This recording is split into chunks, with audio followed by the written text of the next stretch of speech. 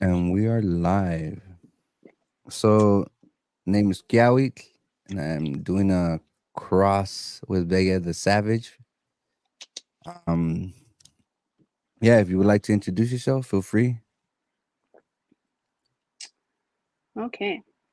Sorry.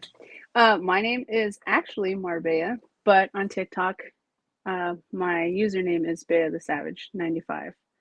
Um, and I live in Oregon, but I'm an enrolled member of the Confederated Tribes of Siletz Indians, which is up here um, in the Pacific Northwest.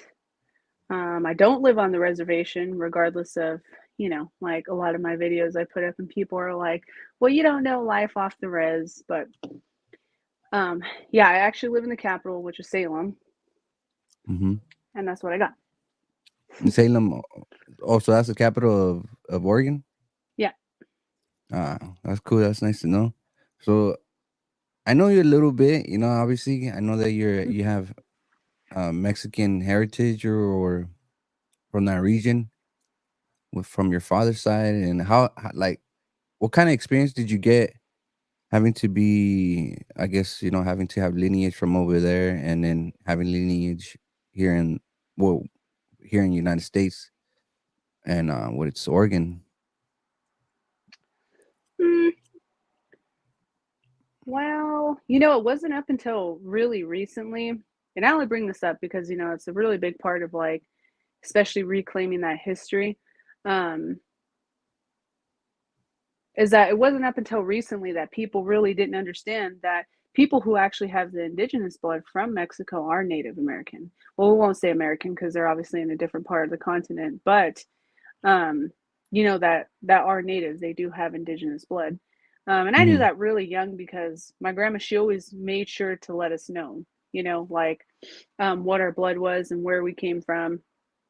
And my dad comes from Mexico. I've never been. Um, and there's reasons for that, which we're not going to get into on here.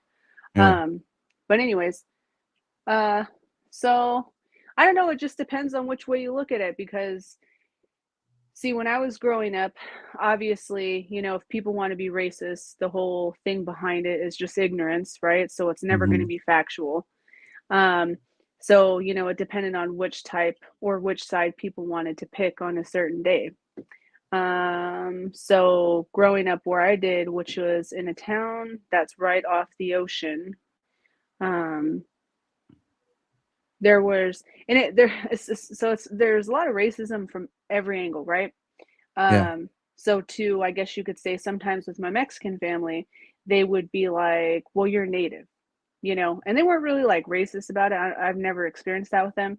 But then let's just say, within our tribes, like I told you before, a lot of them are mixed with predominantly white blood. There are quite a Hmm. few of us who are actually, half and half.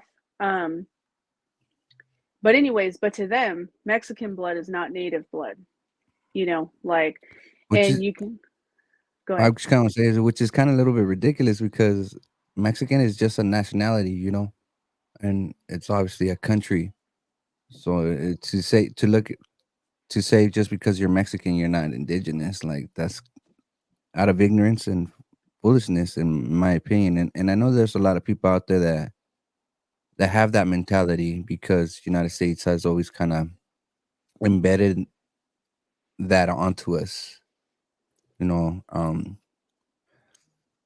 kind of forced to identify certain things, just because we come from I guess in a foreign country or whatnot, or descend from a foreign country. So people really think there's people out there that think that Mexican is blood, even within its own people. They think that it's a race or whatever, but it's not. Hmm. Eh, and I think that's because of lack of education and false information from United States. But I've noticed that as well. Well, before I used to get super mad, but then when you're talking specifically, let's just say if you're talking to Native American people and you're talking to Mexican people, you're talking to two groups of people who, and even now, they're coming to the realization that for the past 300 years, their colonizers have done everything humanly possible to strip that identity away from them. So we wonder why now so many indigenous people are in an identity crisis, because they only hold on to a name that somebody else gave them, because those aren't the Mm-hmm. names we began with. But I mean, I never really, I didn't have a whole lot of like, I mean, I did, especially when I went to boarding school, because at that time there were not a lot of mixed kids there. Well, I guess you could, well, I'm not, I can't even say that. I don't consider myself mixed. I really don't. Because I do have a little bit of white blood, obviously. Um, but I don't consider myself mixed because almost 75% of me is indigenous. So I'm Yeah. not going to say neither here or there that I'm Yeah, mixed, yeah, because yeah. I'm not. I see what you're saying because you're. I mean, I obviously I haven't white blood in me as well, or European or foreign blood or whatever. And my life experience has most definitely not been of a white man or of any other racial. It's always been either seen as, oh, he's Mexican or he's indigenous or whatnot. But primarily has been Mexican. I've always been seen as a Mexican. And then amongst my own people, I'm seen as, oh, you're a Chicano, you're a Chicano. It's like, what the fuck? Uh, but I ultimately knew that I was definitely different, even regardless if I was quote unquote American from United States. Even being born over here. The eh, that is not of my homeland. I guess Hmm. I think it goes. It's just kind of just the lack of information, I suppose. Yesterday, I actually had my nephew over, and I was telling him how important it was. I was like, "Yo, I'm like native or whatever." But he would make the comment as like, "You're native," and but he said in an aspect of that he's not native, you know. And it was kind of ridiculous. Like, bro, I told him like, Nev, if I'm native, that means that you have native blood in you. Who knows how Hmm. much? But I mean, it's more likely that you have it. And I told him it's important to know who we are because we're not going to be misled by other identities. And I told him like, watch. Here's an example. How do you identify? I told him he's a Mexican American, not that much, but racially, you know. I was just dumbstruck. He just didn't really know what to say. He was always like, because I told him like Mexican and Mexican American, those are nationality identities, you know. And then I told him an example too. I was all right. You feel more connected to your Mexican side, right? And you know hardly any Spanish. I think you should make the effort to try to learn Spanish because Mexico's primary language is Spanish. And in order to communicate with your people that you feel connected to, that you have this identity towards to, which is the identity of Mexican, then I feel that you should try to learn Spanish so you can be able to have that connection with your people, regardless Hmm. if you were born here. I told him. Yeah, he's a young guy. He's like 13, 14, maybe around there.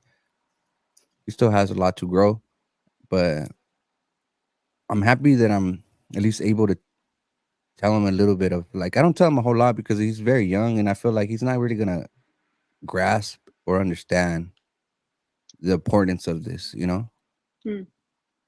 and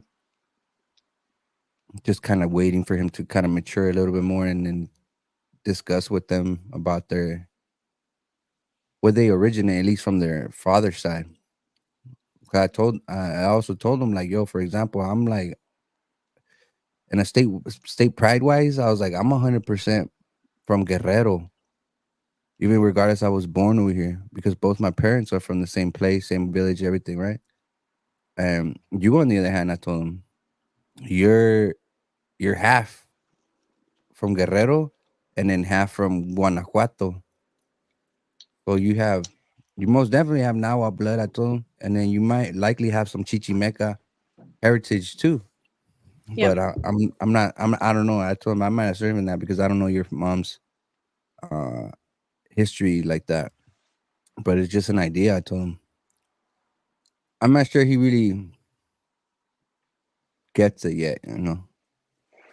Hmm. But Well, yeah. So another one of my question was like, how you're obviously a brown lady. And mhm. how has your life experience, whatever you feel comfortable with sharing, with colorism, if you might have experienced anything. Oh, always. Me and my siblings are the darkest out of all my cousins. So, and it wasn't like, I mean, I guess, well, okay, and like I said, both my tribes specifically up here, they're predominantly white, you know? So, whereas in like other tribes that don't have that issue, where a lot of their bloodline hasn't been really thinned out like ours has, um, obviously you go over there and you'll see a bunch of brown people, whereas up here, that's not really, that's not the case. That's not the case, Um, yeah. so, I don't know. I mean, it don't matter where you go. It don't, like, and I feel like that's something that people will never understand. I think I was like last week when we went out and we went to go eat, and there's always that older white couple or woman. It's you actually most time it's both of them where they just can't help but stare.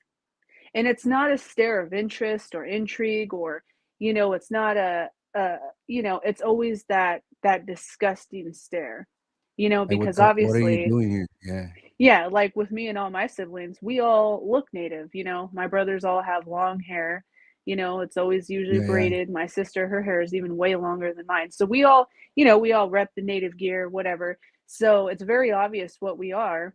Um, and yeah, people, I mean, and it's been like that. I don't even, I don't know for as long, but that's the thing. I can't really say because I've never been ashamed of who I am. Even when I was younger, like how you're saying your cousin wasn't ready for that conversation, we didn't have a choice with that conversation growing up. My grandma made sure to let us know what we were, who we were, what we stood for, and the troubles that would eventually come as we became older. Mhm. My grandma always made it apparent to let us know that, sometimes we're not going to be comfortable because they believe us to be a guest in our own home. Like, Yeah. so growing up, I was just always kind of prepared for that fight or for that racism just because, that was something I learned early on, and I mean, yeah, there's a lot of times I got bullied for being brown, whereas my cousins didn't. And then it was, when I went to, I think it was boarding school, then it turned into, well, you're not native, you're a Mexican. So I feel like it's always, one way or the other. Mhm. But I was never that kid who was like, well, I'm going to stay out of the sun because I don't want to be brown. I don't want to get dark. I was like, bring it on. I've always been very proud of who I am, what I look like, the fact that I don't look like other people. Um, so I don't know. I I want guess. I want to salute you on that because my experience wasn't not like that growing up, at least. Like, you know, I was a there was a very long time where I was ashamed of my color, like, you know, Mhm, um being so different from my cousins from my mother's side who were like near my age, because a lot of my cousins from my father's side, they're either a lot older or a lot younger. So I don't really have anybody there other than just like one or two cousins from my dad's side, and we just never really had it. We were close, but we were just not all there all the time. mhm, So I was always more associating with my mother's side, which my cousins are on my mother's side is a little bit. They are light complected, and there is some dark skin natives, mhm, natives, Mexicans, cousins of mine, but they're like Afro Mexicans, but they don't identify as Afro Mexicans. They just identify as Mexican. And growing up, like I had them telling me like, "Oh, you're black," like you're adopted, you're this. Like, I had a lot of people having me telling me those kind of types of comments, even outside of my family. I would have comments like that, with some of my quote unquote friends or acquaintances at the time. They would tell me like, I was not them, that I was other than. You know what I mean? Like, Mhm. and yeah, a lot of my treatment from my own community, quote unquote, own Mexican community, I was always kind of like exiled by default. Like I had to learn this shit fast as a child, that being brown is not something to be found about, to be excited about or whatnot. Yeah. And but even then I wouldn't hide from the sun or anything like that. Or, I was just like not really doing anything to try to change the complex my complexion of my skin tone or anything like that. Mm. And but I wasn't happy about it. Like I've cried, for because I was brown as shit. You know what I mean? Brown, heavy brown. But I think that's when I got a little older. When I was like 17, 18, is when I was like, I think I had like a epiphany or some shit because that was like the time where I was like, I don't want to be a gangbanger anymore, and I was changing my lifestyle, like how I acted and respond to things. I started to question myself in that age. But the reason why I'm bringing that up is because at that time, when I thought of my brown skin, I was like, I realized like, oh shit, this is the color of my ancestors. Why am I? Should I be ashamed of it? Like I started to empower that. Yeah. And for a long time, I would I still even do it, and every now and then, I give back, like I redirect the energy that light skinned people tell me back onto them. Like, yo, yeah, I'm brown. I'm brown because of my ancestors, because they're natives from here, and then that's what I am. You, on the other hand, you're white because you're European. Your ancestors are from fucking Europe. I'd be like that in response to people that would try to make a mockery of my skin complexion. Yeah. But see, that's the And thing. it You, happens still today. so okay, so when I was younger, I mean, yeah, I like I got, there was all kinds of bullying about skin color. But like I said, my grandma, she really prepared us for that. I was never like, I don't really think I was ever, no, I can't say that I ever really was ashamed. So a lot of times it didn't bother me, um, because growing up, it was just kind of like, I don't know, it didn't, I guess you could say I just had really thick skin when it came to that because, well, especially with my grandma, she always told me like that was one thing that she always made apparent was to really let us know, like, like you're blessed to look like your ancestors where there are some that don't, you know. And so I think with that message, growing up, and then I watched a lot of native movies when I was younger, so I wasn't like, your typical kid who was like, well, mom, why don't I look like the white people in the movies? I was never like that. I was like, hells yeah, on Wounded Knee right there. I look exactly like them. Those are my goddamn people, Yeah, I mean, 'cause you saw a representation of Yeah, I was like you saw a dancing outside. representation that you could relate to. So you Yeah. know what I mean? Yeah. Well, and I my can see grandma made that. sure. Yeah, she made I didn't sure. really have that because, well, what I was focused on, like a lot of like the gangster life and stuff like that. It was I would always see a lot of light skinned gangsters and shit like that. And I don't know, I just never really seen an actual something that I could relate to until I saw this Mexican guerrilla movement in the state of Chiapas. Mhm. It's a Mexican guerrilla army there called El Ejército de Zapatista de Liberación Nacional, which is EZLN. And this is just the Native Americans from over there. They all band to fight for like basic human rights and for their land and their people. So they kind of have like a little bit of sovereignty there. They don't really mess with Mexican government very much, but when I seen them, I felt, I don't know, something within me, and like it just ignited. I was just like it ignited my identity and the aspect of being indigenous and native, and then I just see a bunch of dark mother flowers like me. I was just like hell yeah. I was like very like connected on that. I was it inspired me. It inspired my revolutionary spirit. Like, it just, I don't know.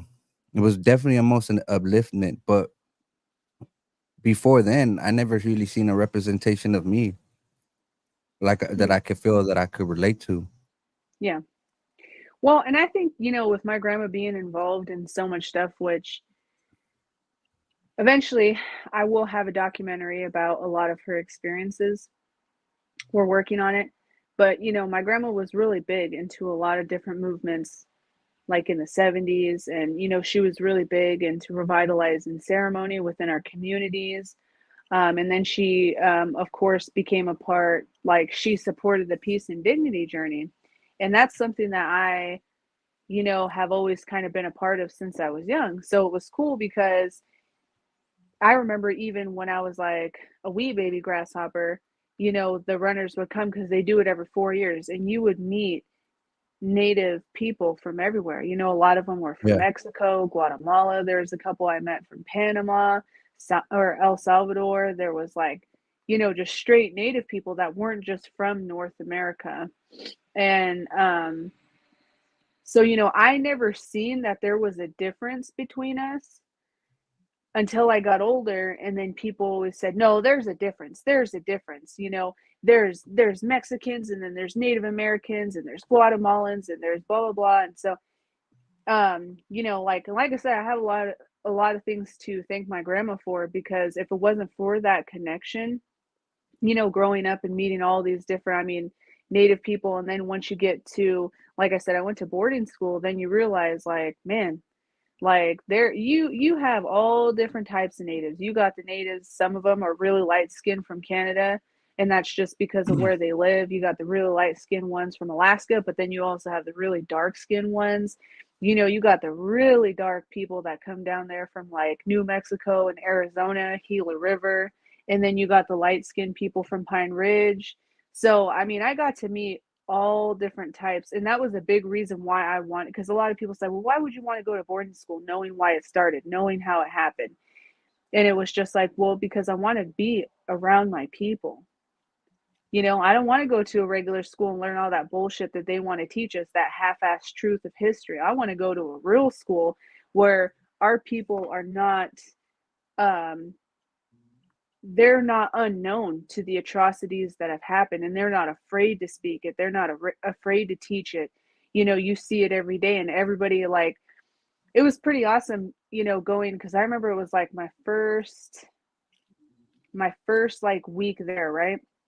So Hmm. I get onto campus, and I was just like, like, what? Well, okay, well, I gotta find some friends and gotta find people to hang out with, like, let's get this going. So at nighttime after orientation, you're free to roam campus, right? Yeah. Well, it was so cool because, like, going to a school where they make fun of you for everything about being native, right? And then you get into this high school, you're ready to, like, start school and stuff. And I just remember that first night, you had the Apache crown dancers down on the bottom part of like the quad area. They were drumming and singing. And then you had a bunch of round dance, what we call them round dance kids. They were up on the top area drumming and singing. And then you had a bunch of the Navajos down under the wreck, and they were drumming, and they were all singing their own songs. They were all doing their own practices. But it was just like, thinking back of it now, like, you're just on a campus looking up at the stars, like meeting all these new people, and you just hear like natives, like, not being afraid to be who they are, not being afraid to, show what they can do, or, it was just like, I don't know. To me, it was a really good experience, and I got to meet a lot of really, cool people. I mean, obviously there's a lot of stuff that comes with that shit. We fought every single night. It was like tribe against tribe, but that's just native people, like, Yeah, yeah, there yeah. there was fights in the girls dorm, and there was fights in the boys dorm. It's just, it is what it is. But like I said, so I, unlike everybody else, I had the opportunity to be around, all of that, and to actually like be proud of who I was.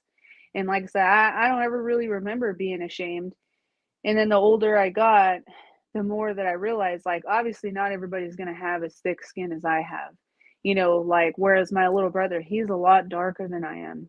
And I mean, he got bullied to no extent. Like, Mhm. he would come home crying off the bus, because he just, he was a lot darker. He had this thick jet black hair. And, I remember one day he came home crying and he was just telling me that the kids on the bus were making fun of him and they were calling him a black devil. And oh man, I was just but then me at the time I'm 10 years older than him, so what the hell am I gonna go do? Whoop some ass on a little kid's bus, like I thought about it a couple Start times. fucking I was like, shit. just start swinging them shit. No, I Nah, really you're did. I right. You're thought about right. it. And it's So crazy that you say that because I feel I could relate to that. yeah. And was it's I'm 35 years old, and you saying that is like, damn, it's still going on to this day. And I've recently heard too somebody else that I've spoken with that she has a daughter that uh actually attempted to Yeah. unalive herself Hmm. because of her skin complexion, of the like all the mockeries she would be getting. I'm not really quite sure what would be the names, but it sucks when you hear constant people calling you like words like, "Oh, you're black, you're this, you're not that." You know what I mean? Like just kind of like exiling you or just shunning you because of your complexion. And Hmm. it's crazy how it affects everybody. I mean, it affects me too. It has affected me. But then like I said, I just morphed that negativity into like a straight powerful motherfucker. Like, like I'm not going to allow somebody else belittle me because of my complexion or whatnot, And I think that's why I want to say that I think is the reason why I got a lot of haters on my social media. It's because a lot of the times they're not really used to seeing somebody as myself be like talking back. You know what I'm saying? Like Hmm.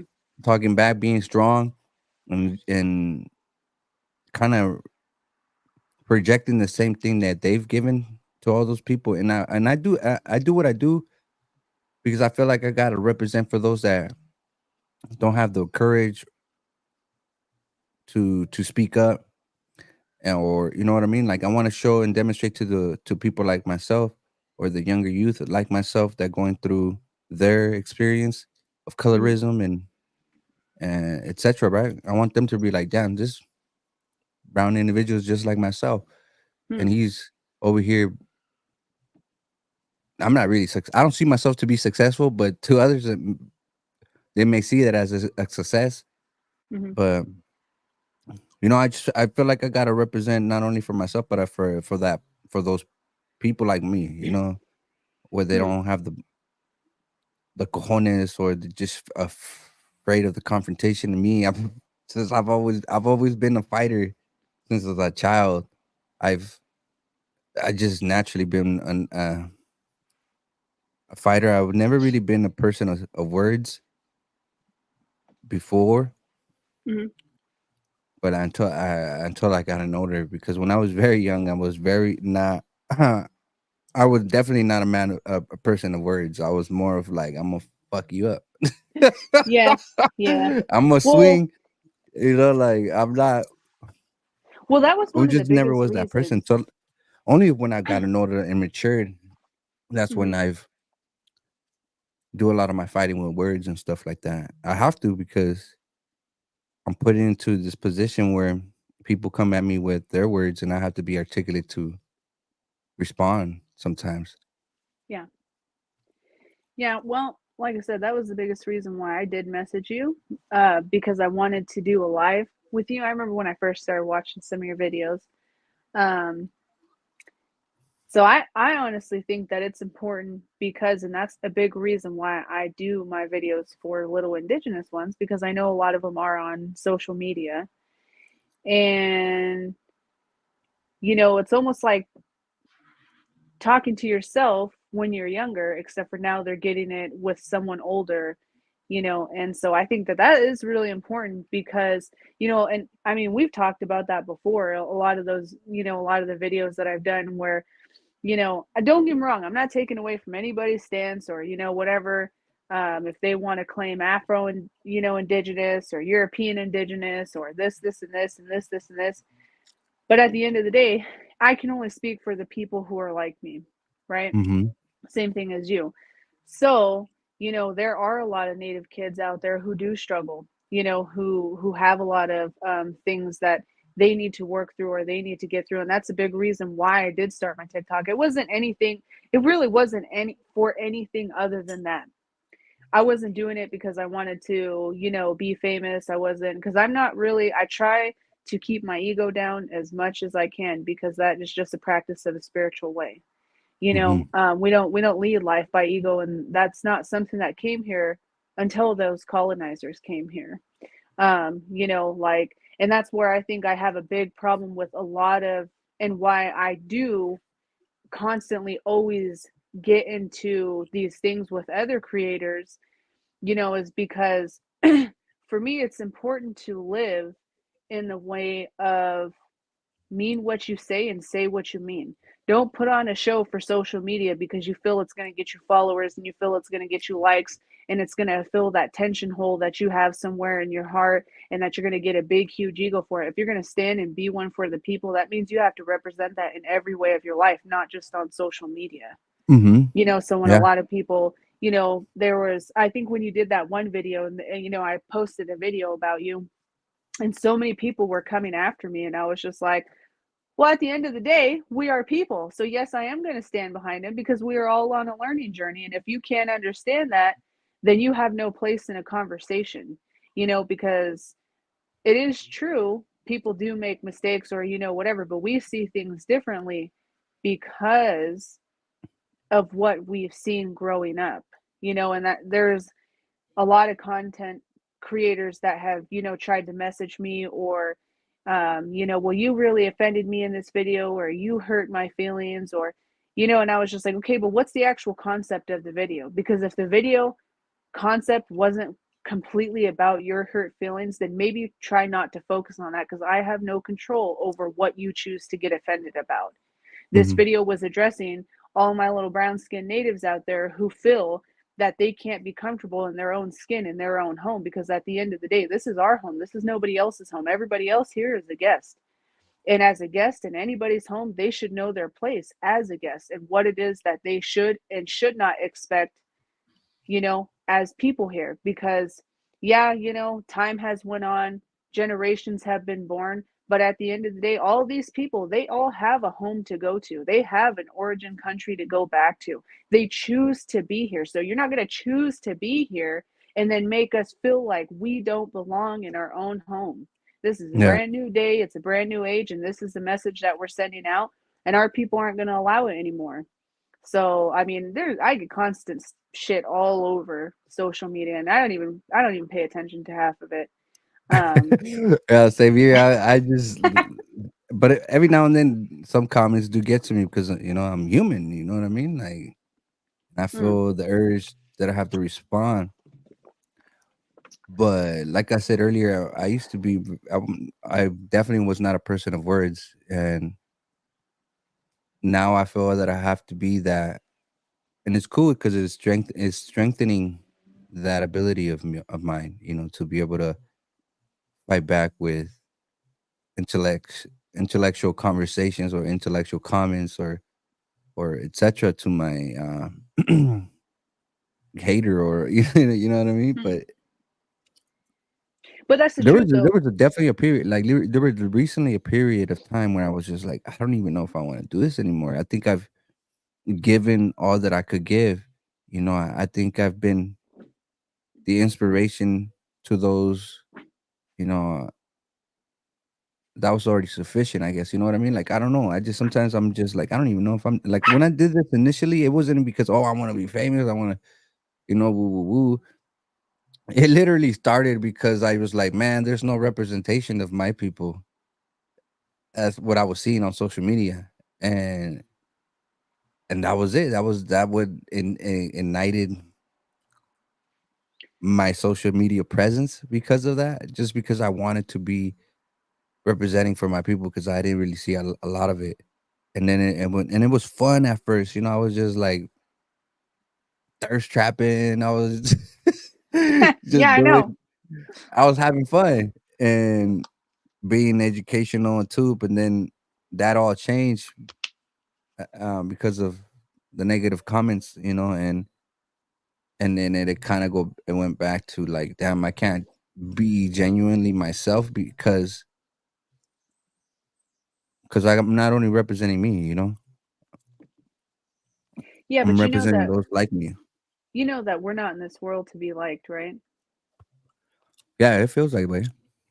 Well, that's not. I'm not here for that. I've never, and that's something that I think that you have to remember is it's easy to get discouraged when you focus on the negative, because you know as well as I, like negativity breeds more negativity. That's why I don't try. I try not to buy into. That's why, I pray a lot and I sweat a lot and I go to ceremony when I can, because we're gonna face that whether we're on social media or not. But I wouldn't be surprised if 15 years from now you get messages from people who are like, man, like you really gave me the strength growing up to be proud of who I am.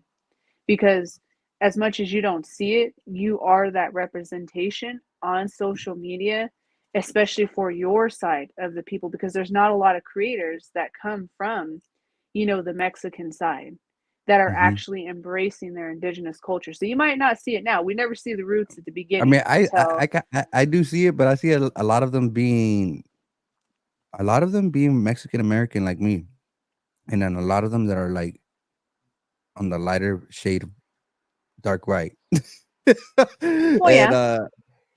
but But you have to remember too, like I said, everything takes time. It's okay to like get yourself together and go off and do all that, but at the end of the day, and that's what people forget is we come from warrior people. And that's the only reason why our people still have so much passion to fight is because we have the connection to the home that we're in because we are in our homelands. yeah. You know what I mean? And that'll always be there no matter if you sometimes lose your motivation or not. It's just a fact because it's in our blood, it's in our DNA. Hmm. But, In our nature. yeah, who knows, maybe 20 years from now, those connections will start to get a lot more because I see a lot of people. And that's what, one of the things that I fight the biggest for is because, especially on my videos, they're always like, this is always, it gets me because it's always the biggest comeback that they all have. Oh, but you enjoy all the things that the colonizers brought, don't you? You like using your cell phone and living in your house and doing all this. And I'm like, sure, these are nice necessities sometimes, but I also don't like the cancer and the poison that comes with that. I don't like the fact that I have to work my ass Hmm. off and I don't even have a family. So if I ever do want a family, how am I supposed to help them? Like, Yeah. yeah, I could easily give up everything for your people to go home and I Yeah. wouldn't shed. I I would wouldn't have. even shed a tear. Honestly, probably do the same shit. I would do the I same. would Like, if I have to give up internet, I have to give up all this shit, like take your electricity, all car, that shit, take your for you guys pollution. to go back to your Yeah, origin country or whatever. yeah. I'm I will willing sleep. because I honestly think that I would survive in a apocalyptic scenario because I Oh, know how to farm. I know how to like we hunt. I would know how to survive. like do whole lot of shit. I would And no, no, yeah. We can't. I would literally sleep under the stars for 100 years with a smile on my face and not think anything about it. yeah, we would genuinely be free. But Pretty much. We would genuinely be free. We would be able to do what we like. If we go to a river or the ocean or a lagoon or whatever we desire, if we would like to hunt and all these other things, and that's a beautiful life too. That's actually a life that our ancestors lived for a very long time, and a lot of people have never experienced that lifestyle at all. They don't. There's tons of people that never know how to hunt, don't know how to flay an animal, butcher an animal, or anything of that sort. People don't have survival skills, is what I'm trying to get at. A lot of people are so connected to quote unquote civilization and all this other thing. But like, what if suddenly all that shit was gone, motherflower? Like, you think you're gonna survive? well, but that's because people forget the meaning of life. We all live in this false reality that life is supposed to mean that we're supposed to be born and then we work, and then we have children, and we pay taxes, and we die. But at the end of the day, let's just say, like, you put this into perspective and think on this. The sole purpose that people were put on this earth was to take care of the earth, right? That's why we were brought here. In every creation story, it don't matter what indigenous people you go to. It don't matter whether they came from the stars, they sprouted from the grass, they were flowing from the springs. All around the world, our creation stories are the same. We were put here to take care of the earth, not abuse it, not pollute it, not Mm-hmm. overuse it. Mm-hmm. So now we have a generation of people who are lost because they don't know the meaning of life, because they think the meaning of life is social media. It's what kind of nice car you drive or how much money you have in your bank account. But All let's just say, materialistic stuff. well, yeah, let's just say one day it's your day to enter the spirit world. Do you think that our ancestors are going to be standing there and they're going to say, hey, Marbella, you're finally here? So tell me, what kind of car did you have? How much did you pay for electricity? Yeah, yeah. What kind of degree did you get? We got to know. No, they're going to say, did you learn your lesson in this life? What did you do for your people? What did you do for your elders? What did you do for the children? How did you help the earth? How did you replenish it? Did you keep our ceremonies going? Did you keep singing our songs? Did you keep our prayers going? Because what you didn't learn in this life, our people believe you will come back in the next life to learn, and you'll keep doing it over and over until you figure it out.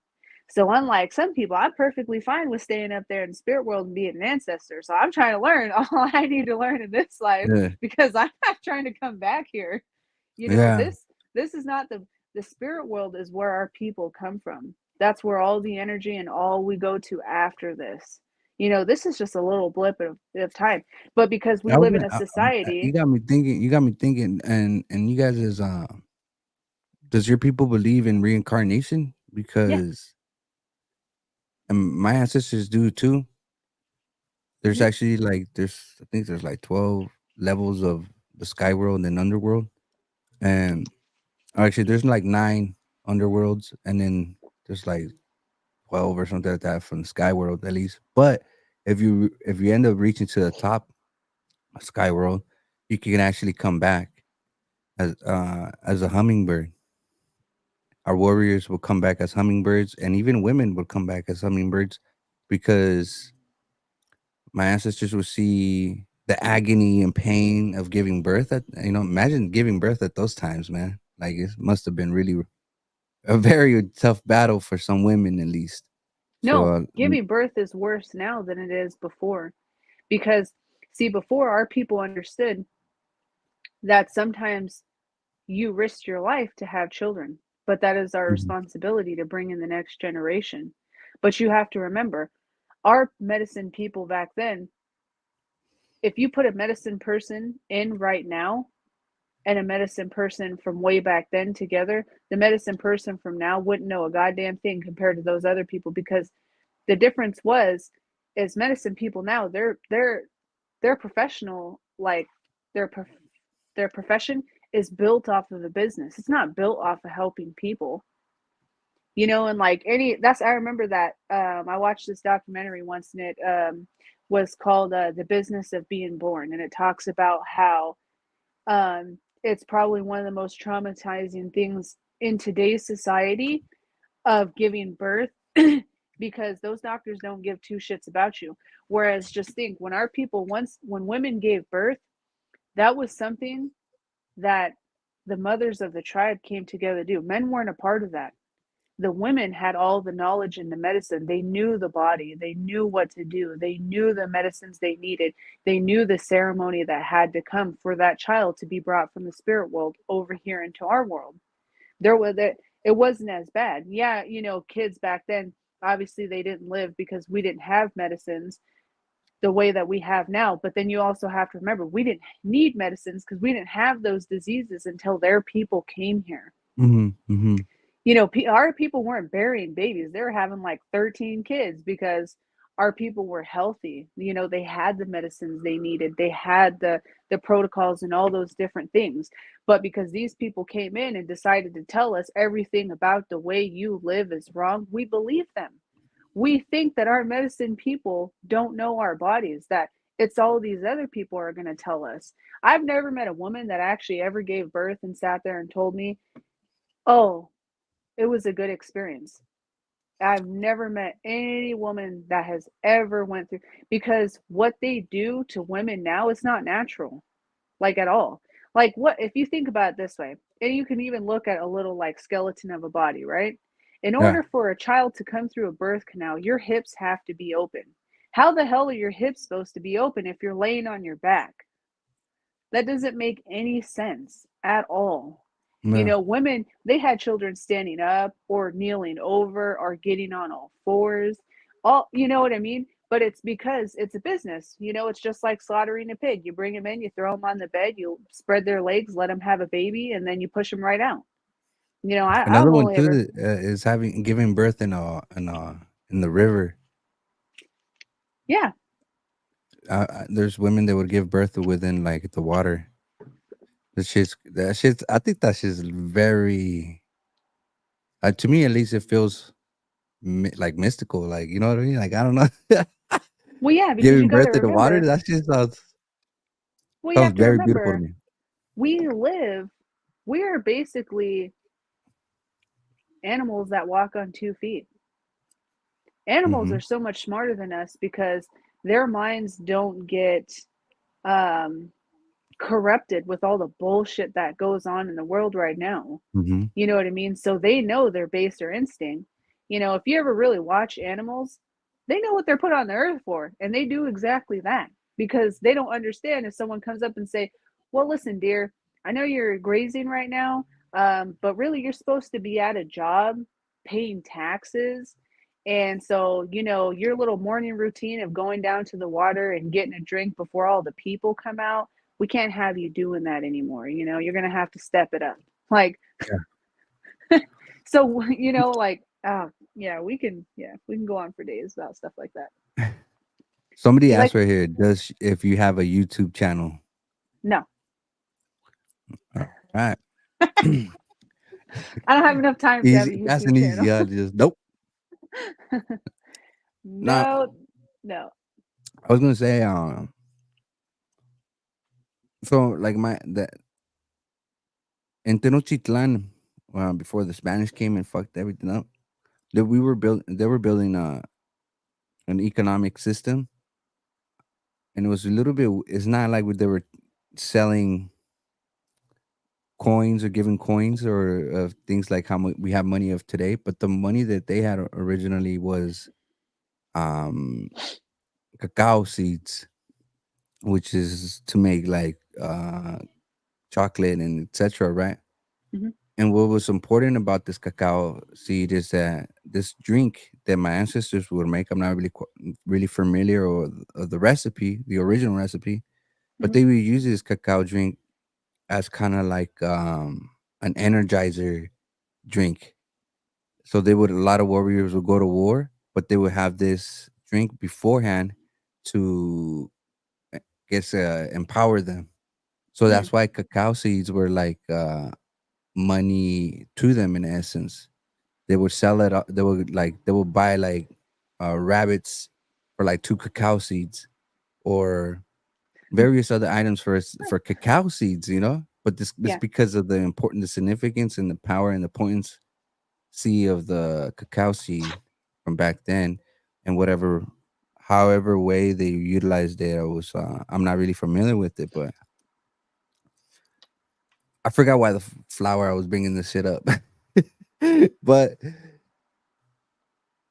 it's funny because you were talking about a thing that I felt like, what? That's like Tlauteltli, which is it could be translated roughly around saying the Lord of the Land.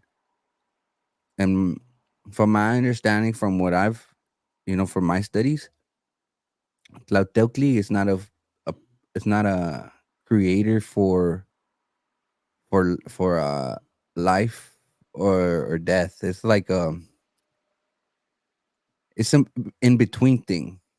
Hmm. Whereas he or she is not necessarily a good thing for us or nor bad, but he has set rules of of the we have to hunt, fight, and to die and live. Like it's all these weird things. That's why there's life and death, and animals follow that rule. There's predators, there's herbivores and shit like that, right? Mhm. And animals follow that life based on what Tlautocli said it to be. And as humans, as the way that we are living, we're not supposed to live like that. The way that we are living now. That's why I have desires to go back to my my parents' village Mhm. to live like my people, like they once did, and actually go hunt.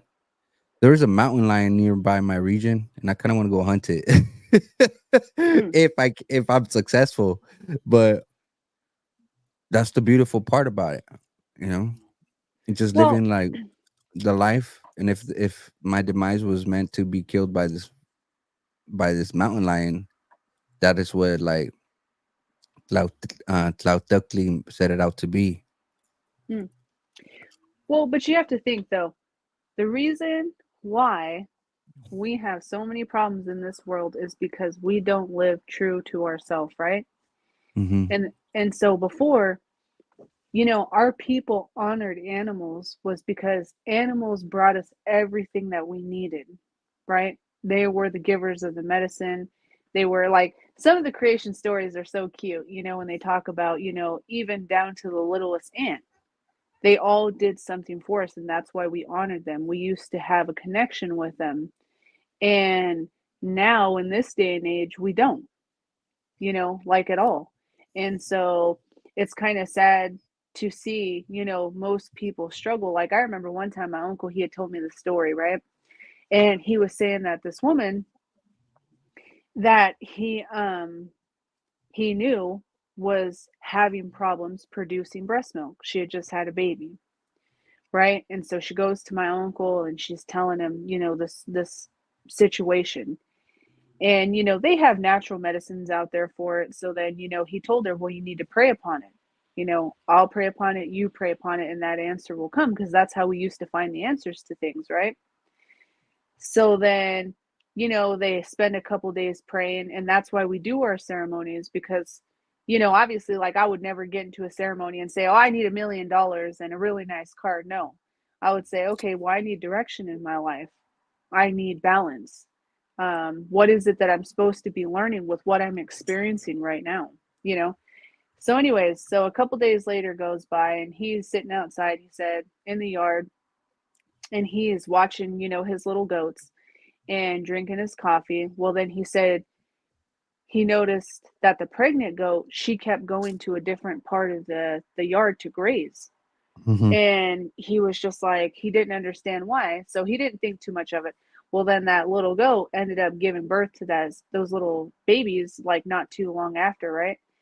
Yeah. So then he said that her babies were dying because she wasn't producing milk.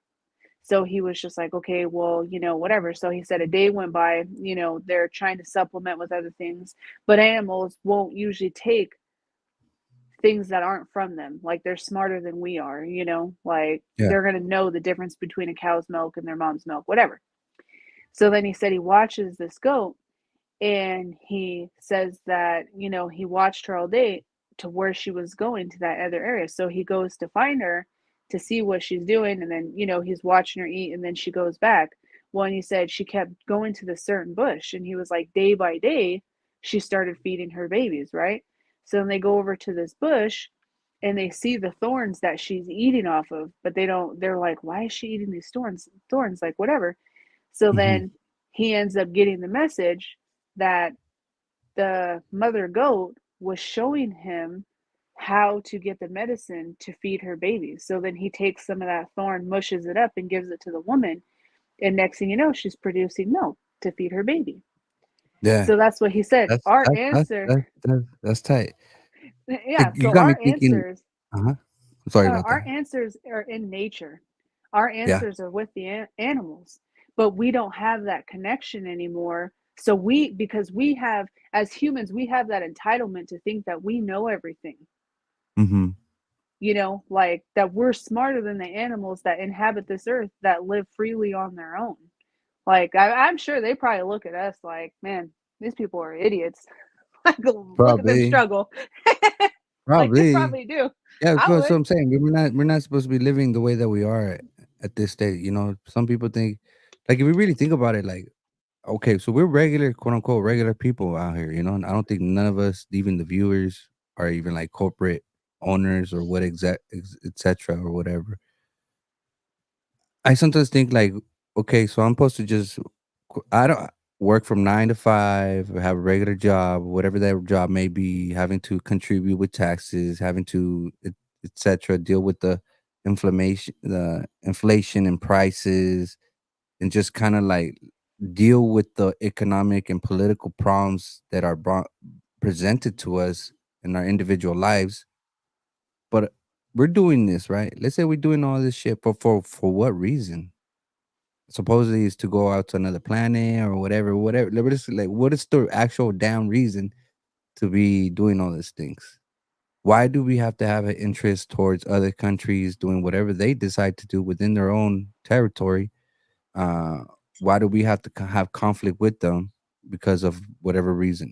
For differences in political views or whatever. But ultimately, for the regular people like ourselves, which is millions upon millions of people, I know if they were to make a damn ship to go out of space to go another planet We'd or never see whatever that ship. I know we're not gonna see that shit. We're not even gonna be counted into that. Like, I'm just saying an example. If that was the ultimate goal for the governments, what the fuck? Like, is how is that gonna benefit not only me, my family, and the future generations of my family? Like, we're not supposed to be living like this. Is ultimately what I'm trying to get at. We Hmm. are being misled most definitely by our own governments, and that is just my perspective, you know, in that type of conversation of what is the purpose of life, you Well, know, that's the difference between us and them is they don't have a purpose. huh? Because if they had a purpose, they wouldn't destroy everything they come across. Mm-hmm. That's Yeah. the big, and that's the reason why we will always be treated as seconds in our home, is because as Indian people, we know that. And a lot of times they get really upset. And that's why our people, I believe, have some of the strongest blood because all of our ancestors have left this earth with understanding how to live with the earth Mm-hmm. and choosing to either go out that way or not be here at all. Yeah. Because So we're, somebody asked, I'm sorry. Somebody asked, why do they call us Indians? Columbus did get to the Americas till 1492. India was called Indians till the 1600s. The math doesn't match. So from my understanding, what we now know as India, it used to be called Hindustan. And for whatever reason, just like how we have terms such as within the Mexican community, we have several terms for certain people, and some are negative and some are just plain old positive, I guess. So in the word in Indian was already existing prior to the change of Hindustan into India. So it was already being said. People were already being called Indian from what we know now as India, way before the country even became. Just like how New Mexico was named New Mexico long way before Mexico became a country. So yeah, the word Indian was already existing, and it was already existing to the people what we know as now as India, but before it was Hindustan. The hmm, word was already exists, just like how the word Chicano exists, right? There was all these or various other terms, paisas, and all these terms. Like let's say if all of a sudden the Chicano people get a fucking country of their own, like that's all. It was already said. It was not thought of after. It already existed. That's yeah. why. That's why Columbus said what he said. Indians. Hmm. Yeah, I All don't pay right. too much attention to Columbus at all, ever. Okay, I'm assuming this question is for me. How did you begin your studies? Ah, I think I started my studies when I was in my early 20s. I started to feel the thirst to connect with my ancestry and my heritage, and then it's just been going on since. And my studies is not the only my genuine studies is fixated on the language, but I do get into the spirituality part, but I don't share that very much. Hmm. I'll say little comments here and there, but I don't share that because I feel people won't necessarily understand, and also don't want people to be copying me doing something that they don't really necessarily genuinely mean, within themselves, So yeah, my studies is has been whatever presents itself on that day. Like, people saying, making a comment like, "Well, what do you think of this?" I'm like, "I don't know. Let me check it out," and I do my shit.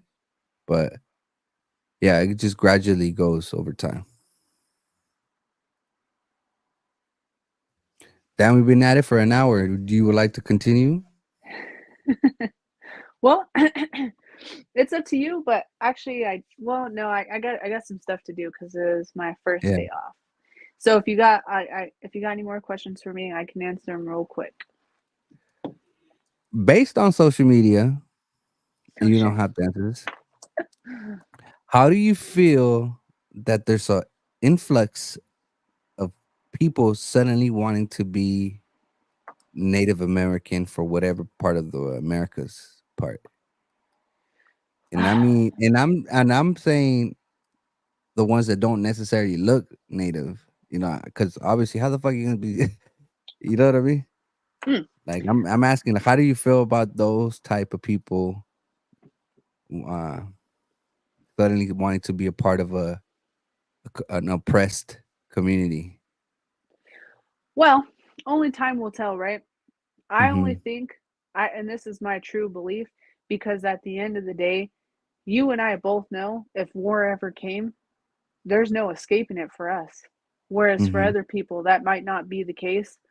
If people want to embrace their heritage, by all means, do what you need to do. But on some parts of it, I do call a lot of bullshit, and that's just because the specific creators that I know, it's only because it's a trend right now. Hmm. But like I said, I don't get on social media and talk about anything that I'm ever involved in when it comes to ceremony. I don't share that part of my life, and I will never share that part of my life because that is for me. That is not for the Intimate, world yeah. to see. So, what I can say though is this, that I've just noticed that people only do it for the benefit of it. You know what I mean? Because at the end of the day, I was native when there was no benefit, when all we did was get bullied. When, Hmm. like, like, I don't know. But it's just, like I said, if people are going to, be a part of their heritage, then that means living the way that they say that they're living. Like, say, for example, if a person, is really on that straight and forward line, that spiritual path and things like that, we have to learn how to give away things in order to live the life that we're living. And a lot of times I don't necessarily see that. I see people posting videos, but how they are in their everyday life, it's not the same. Yeah. Everybody wants to wear a ribbon skirt, but nobody knows what it means to actually have one. Everybody wants to show, their beadwork and, their eagle feathers that they have, but don't know what it means to actually hold one. Like, so if you're going to be a person of any type of stature within our communities, then it needs to be the way that our native people used to see leaders, not just the way that we perceive it now based off of westernized society. Hmm. Somebody asked a question for both of us. Why are people trying to steal our culture, and what benefits do they get out of it by claiming it? I think it varies from it varies. The benefits varies from different communities, because obviously not all indigenous groups are even recognized by their occupant government or occupied government. So it all depends, really. But you want to And know, then, hmm the biggest thing that I've seen and why people do that, you know, like don't give me a date or don't get me wrong. There was the other day I seen this video and this woman was showing everything because all these kids have watched Coco and so they want to know why, how to do like the altar and stuff that they do for Day of the Dead. So she was, telling people like, "Oh, goodness, I just, I think it's so nice that people are asking, but at the end of the day, it's not your culture to share, and it's not your culture completely yours alone to share on social media. If they want to learn how to honor their ancestors, they have a bloodline that they come from. They should be teaching their children that type of, because they all do. If you ever go to Europe, they have some yeah, really beautiful yeah. practices. You got me quite asking a question. So, from my understanding, the altar thing, it actually is rooted to a custom in Tenochtitlan or Mesoamerica, Mhm. where we would have figures, clay figures or stone figures, depending how much of a quote unquote wealthy or high status indigenous group is within the nation, which is a capoli, and which means a big house. And then within those altars, they would have like figurines such as Chantico, which is like a goddess associated to like volcanoes and peace and warmth. And my ancestors would have them for to have it as a part of their altar for luck within your family, like to things to go well within the big family of the house. And I know that custom was not like a Catholic custom, but Catholics priests started to adopt that into their own thing. That's why now you see a lot of people from Mesoamerican having altars having of like the Virgin Mary and all these other things because that's all it was already was an indigenous custom, and I didn't really know that other indigenous people did the same. Hmm. So now, Well, yeah, I think like everybody does, and again, some of that spiritual stuff I'm not going to get into on here, but um, I mean, you got to think these are people who don't have no culture, they don't have no tradition. Like I remember the summer I went to a rodeo, and you have all these women walking around with turquoise on. They have similar jewelry just like us, or now it's a big thing for the earrings, and it's because they're lost. They I don't have a remember I made way. those earrings. Yeah, I know. I was gonna say, do you like my earrings? But it's because they're lost. They don't have a way, and I mean, like, let's be real.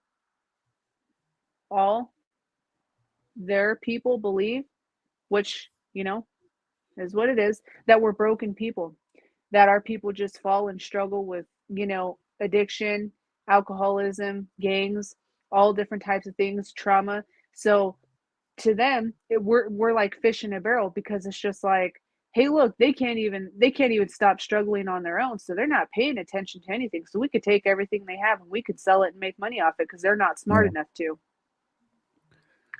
Well, That's just, yeah, I, yeah. I don't want to say that we're not smart enough, but we were.